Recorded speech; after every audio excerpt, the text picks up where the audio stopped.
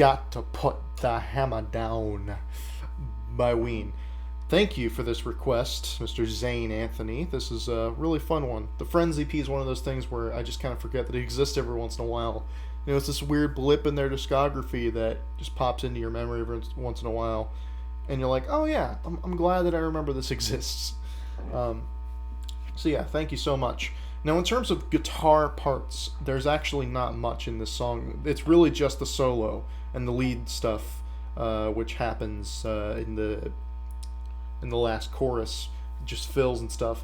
The rhythm is pretty much entirely taken up by bass and synthesizer, right? So that riff I was playing,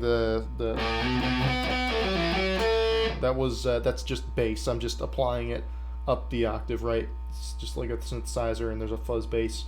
And the bass line is completely different in the second verse, but that's just, you know, it's whatever. I'm if you want to play that riff, because that's what starts the song, right? I figured I might as well adapt that to guitar and just teach it, because it's pretty great.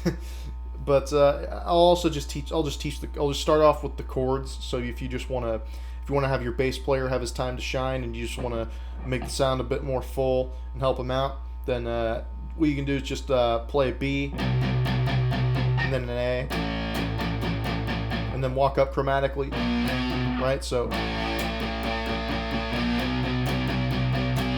and you don't have to do this. You can just leave that up to the bass if you want. But if you want to double it or whatever, it's just 3 hits on the A, 9 to 8, 7, and then 5 of the A, and then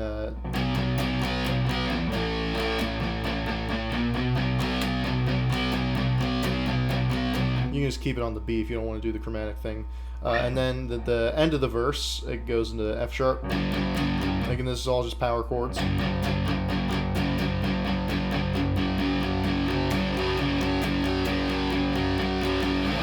I got to put the hammer down. I got to put the hammer down. Right? So that's pretty much it. That's the whole song in terms of chords that you just want to strum along with. But I mean, strum, just, you know what I mean. You're smart enough to know what I mean.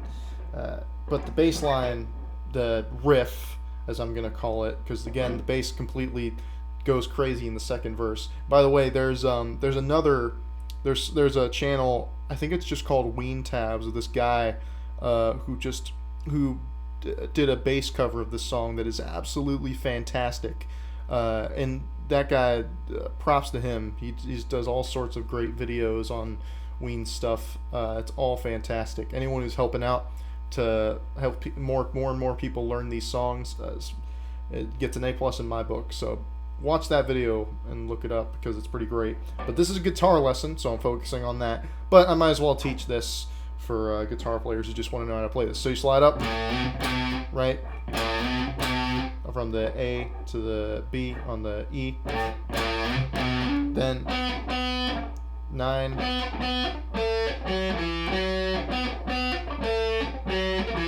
go to the A string, then, right, and you hit the low octave of that on the A, on the E, sorry, and you go chromatically up, you hit octaves, E and D, the 7 of the E and the 9 of the D respectively,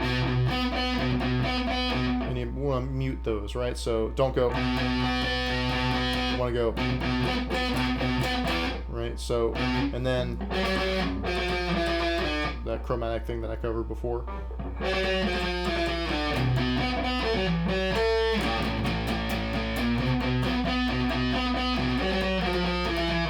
Alright, so that's a really great riff. So, you know, just fun to have in your arsenal. And then we get into the solo and the lead parts.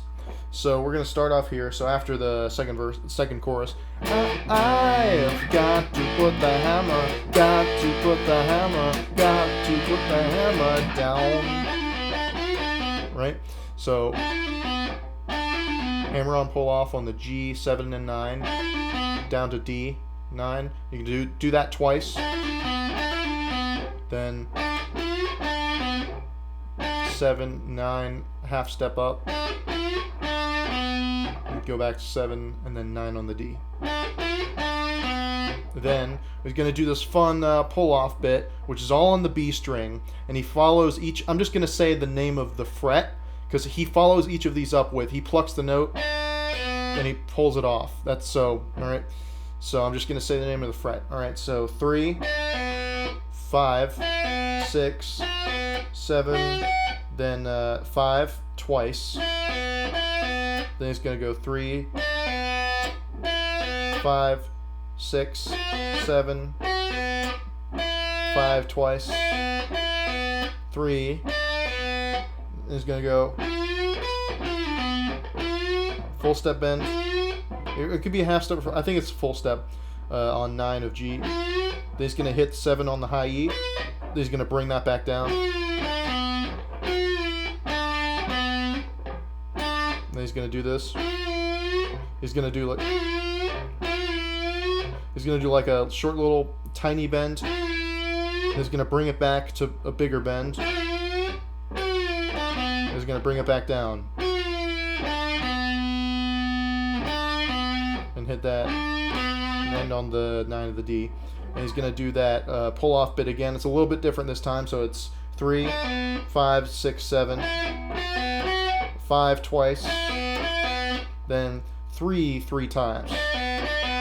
Then 5, 6, 7, 5 twice, and then he's gonna play here. He's gonna play this note on the G string, the 7th fret. Then he's gonna go. He's gonna slide up from 9 to 11 on the G, and he's gonna hit this double stop, this 10 of the B while he's holding this G note. This note on the G string, I should say. He's gonna hit that G again, and he's gonna hit the 12 of the B, and then he's gonna go. All right, so.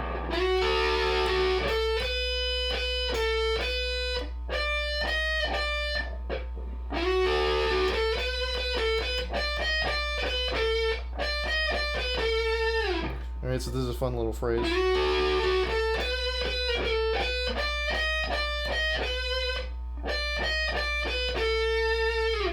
It's just 10, 11, 10 on the high E, 12, 10 on the B.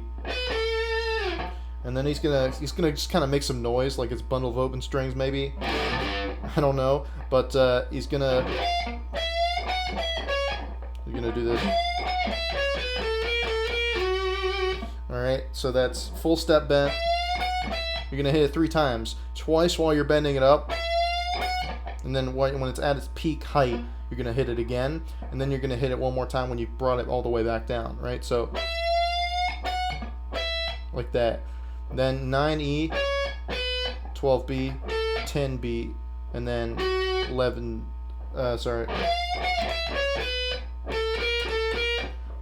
11, 10, 11 again on the B, and then 11G. And then he's going to do this little walk down.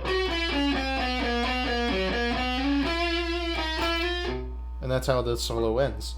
So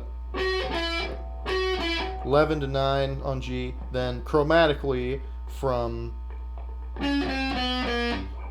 11 to 8 on the D. Then he's going to go 9 on the A. He's going to go 8, 9, 11 on the D. Then he's either going to hit that, you can either hit the 9 of the G twice or just hit it once with some heavy vibrato, right? So he might just do either way. Then, alright, so that's just 8, 9, 10 on the G. You could also do a half step bend there on the 9 of the G. I could go either way. I think they both sound good. Right, and then he's gonna do a couple different fills here. First one's on the 2 lowest strings. He's gonna start here.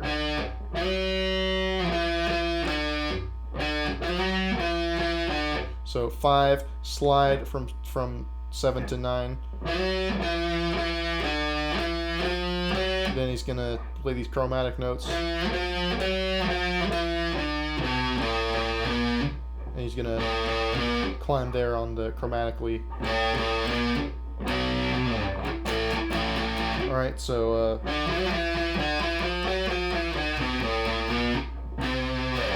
right, so that's the idea. And then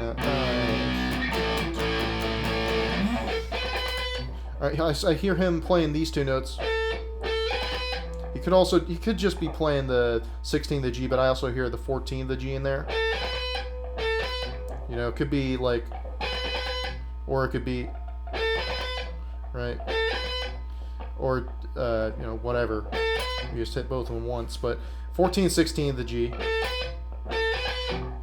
Either one of those. He's either doing a 1.5 bend on the 17 of the E, or he's doing a full step bend on the 18 of the E. So you're bending up to this note.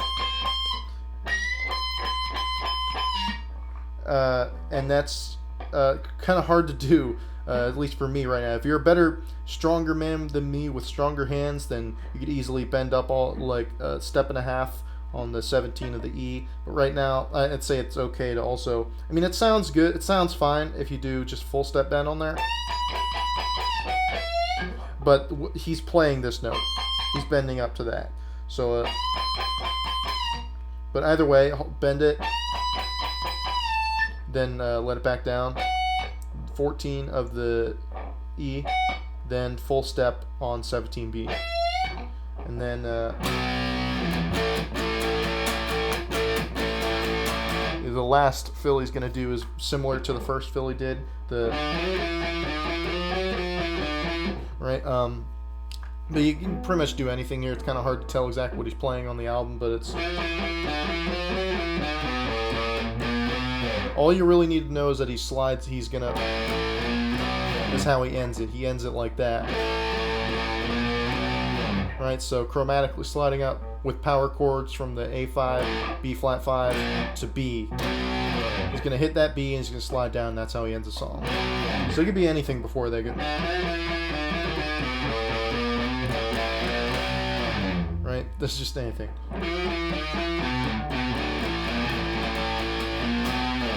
I'm just making up stuff. Thank you so much for watching. Thank you for this request. I'll try and keep them coming as much as I can. Thank you so much for watching.